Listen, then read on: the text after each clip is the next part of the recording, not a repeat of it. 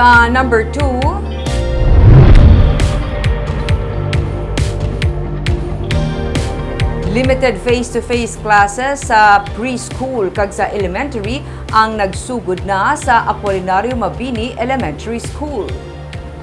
42 ka mga estudyante halin sa kindergarten, grade 1 tubtob grade 4 ang balik sa classroom para sa unang adlaw sa limited face-to-face classes sa Apolinario Mabini Elementary School sa Bacolod, Kainas ng Aga. Nalipay kag nangin emosyonal ang pila ka mga manunudlo kag school staff nga natigayon nila nga nakita liwat ang mga estudyante makaligad ang duha ka tuig.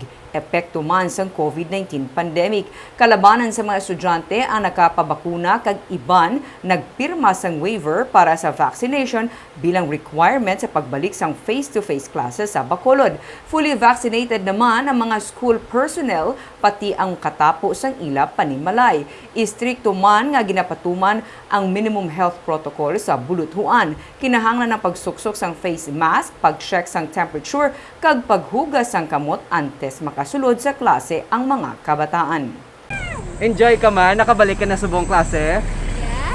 Wow! Gano ka to sa school? Kasulod? Reading and learning.